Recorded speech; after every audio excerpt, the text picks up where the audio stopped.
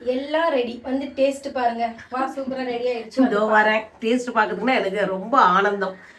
டடன் டடன் டடன். இவ்வளவு சூப்பரா ரெடியா இருக்கு பத்தியா. Hello guys, welcome back to Arshi vlogs. இன்னைக்கு இந்த வீடியோவில் என்ன பார்க்க போறீங்க, ஒரு குக்கிங் விலாக் தான் பார்க்க போறீங்க. என்னோட ஸ்டைல் வெஜிடபிள் பிரியாணி தான் பண்ண போறேன். வாங்க எப்படி பண்றதுன்னு பார்க்கலாம். இப்போ ஃபர்ஸ்ட் வந்து குக்கர் எடுத்து வச்சுக்கலாம். இந்த குக்கர்ல தான் இன்னைக்கு செய்ய போறேன். குக்கர் வச்சு ஸ்டவ் ஆன் பண்ணியாச்சு. இதுக்கு ஃபர்ஸ்ட் மசாலா என்ன சேர்த்துக்க போறேன்னா, ஹோல் ஸ்பைசஸ் தான் எடுத்திருக்கேன். பட்டை, லவங்கம், ஏலக்காய், பிரிஞ்சி இலை எல்லாம் எடுத்திருக்கேன். குக்கர் நல்லா ஹீட் ஆயிடுச்சு. ஆயில் ஆட் பண்ணிக்கிறேன். எண்ணெய் தேவையான அளவு சேர்த்துக்கிறேன். இப்போ அந்த ஆயில் கூடயே கொஞ்சமா நெய் ஆட் பண்ணிக்கிறேன், 1 ஸ்பூன் அளவு. எனக்கு எங்கள் கிச்சனில் சமைக்கிறது ரொம்ப பிடிக்கும். காரணம் இந்த பேக்ரவுண்டு தான். பின்னாடி வந்து மரம்லாம் இருக்குமா, அந்த பேர்ட்ஸ்லாம் வந்து நல்லா கத்திக்கிட்டே இருக்கும். அந்த சவுண்டு கேட்கறதுக்கே வந்து செம்மையாக இருக்கும். பூனை மியாவ். பூனை நடந்துக்கிட்டு இருக்கு. எண்ணெய் நல்லா ஹீட் ஆயிடுச்சு. இப்போ இந்த ஹோல் ஸ்பைசஸ் ஆட் பண்ணிக்கலாம். இப்போ போட்ட ஸ்பைசஸ் எல்லாம் நல்லா பொரிஞ்சிடுச்சு. வெங்காயம் வந்து நீல வாக்குல வந்து அம்மா கட் பண்ணி கொடுத்துட்டாங்க, அதை ஆட் பண்ணிக்கிறேன்.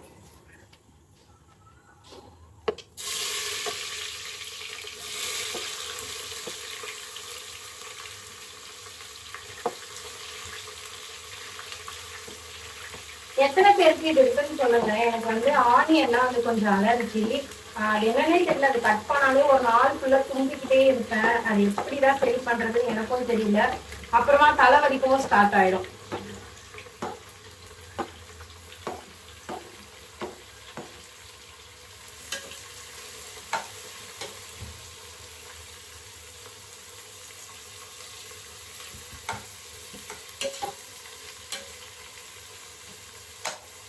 எனக்கு மற்ற டிஷ்லாம் பண்றதோட பிரியாணி செய்யறதுனா அவ்வளோ ஹாப்பி ஆயிடும். அது ரொம்ப லைக் பண்ணி வந்து செய்வேன்.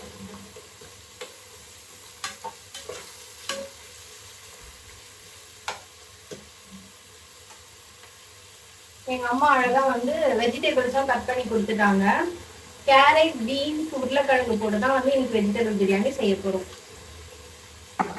இப்போ இந்த வெங்காயம் வதங்கிறதுக்கு உப்பு ஆட் பண்ணிக்கிறேன், கல் உப்பு.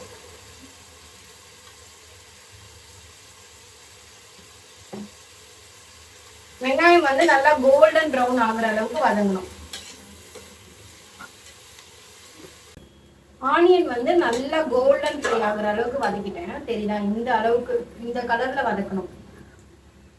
இந்த கலர்ல வந்து வதக்கிட்டு நெக்ஸ்ட் இது கூட புதினா, கொத்தமல்லி வந்து குட்டி குட்டியா வந்து சாப் பண்ணி வச்சிருக்கோம். புதினா, கொத்தமல்லி குட்டி குட்டியா வந்து நறுக்கி வச்சிருக்கோம், அதை போட்டுக்கணும்.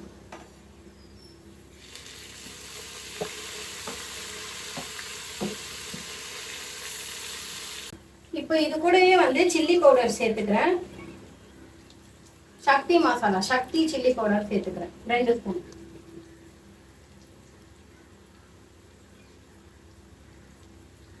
நாங்க இன்னைக்கு செய்யறது பாத்தீங்கன்னா 3/4 கிலோ வெஜிடபிள் பிரியாணி. 1 கிலோக்கும் 250 கிராம் கம்மி, 3/4 கிலோ வந்து செய்யறோம். இந்த ஸ்டேஜ்ல சில்லி பவுடர் போடுறதுனால பிரியாணிக்கு வந்து நேச்சுரலாவே கலர் கிடைக்கும். நம்ம எந்த கலரும் ஆட் பண்ணணும் இல்லை. அந்த எண்ணெய் கூடயே சேர்ந்து கலரும் போது நேச்சுரலாவே அந்த கலர் கிடைக்கும்.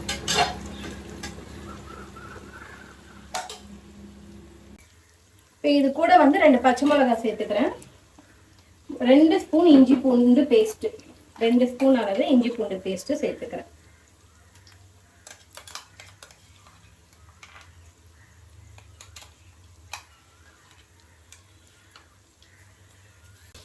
இந்த இஞ்சி பூண்டு பேஸ்ட் அதோட வாசனைலாம் போற அளவுக்கு நல்லா வதங்கணும்.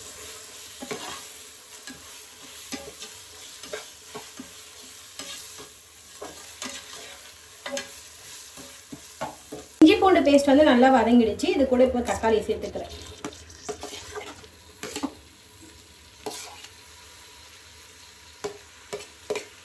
தக்காளி சேர்த்து நல்லா வதக்கி விட்டுக்கணும்.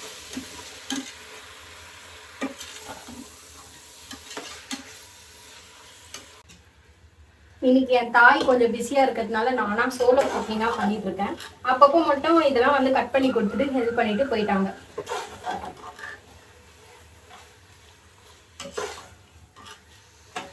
தக்காளி கொஞ்சமா வதங்கின ஸ்டேஜ்ல கேரட், பீன்ஸ், உருளைக்கிழங்கு சேர்த்துக்கிறேன். இது கூட நம்ம காலிஃப்ளவர் இதெல்லாம் கூட அடிஷ்னலா ஆட் பண்ணிக்கலாம்.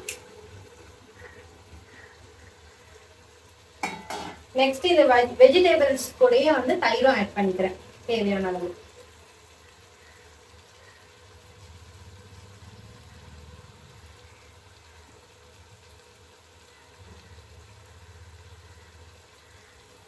இதெல்லாம் ஒண்ணா நல்லா மிக்ஸ் ஆகணும். அந்த அளவுக்கு கலரி விட்டுக்கலாம்.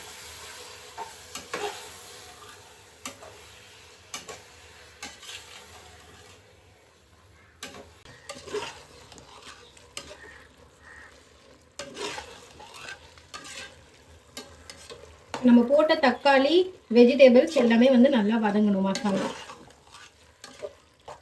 இவ்வளவு நேரம் எங்க போனீங்க? இப்போ வந்து ஜாயின் ஆயிட்டீங்க.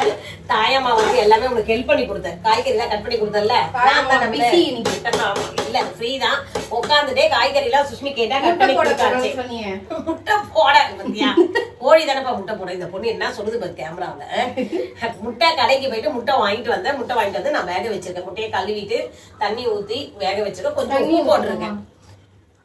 இதுக்கு தண்ணி ஊத்துறமா? ஆமா, இப்போ வந்து இதுக்கு தண்ணி ஊத்தணும். இங்க பாருங்க மசாலா நல்லா வதங்கிடுச்சு. இப்போ என்னோட பிரியாணி மசாலா வந்து தாயம்மா டேஸ்ட் பார்க்குறாங்க. உப்பு எல்லாம் கரெக்டாக இருக்கான்னு. என்ன பண்ணும்? இல்ல கொஞ்சம் தான் உப்பு கம்மியா இருக்கு. கொஞ்சம் உப்பு மட்டும் போடு. மத்த எல்லாம் காரம் புளிப்பு எல்லாமே கரெக்டா இருக்கு. அதுக்கு மசாலா நல்லா வதங்கி சூப்பரா வந்துருச்சு. ஓகே, தண்ணி ஊற்றணும் இந்த ஸ்டேஜ்ல. இப்போ 3 கிளாஸ் அரிசிக்கு வந்து 6.5 கப்பு வந்து தண்ணி ஊற்றிக்கிறோம். அதே அளவு 6.5. ஏன்னா இது கொதிக்கும் போது ஒன்று வந்து கம்மியாயிடும். தம் மெத்தட் தான் வந்து இன்னைக்கு செய்ய போகிறேன்.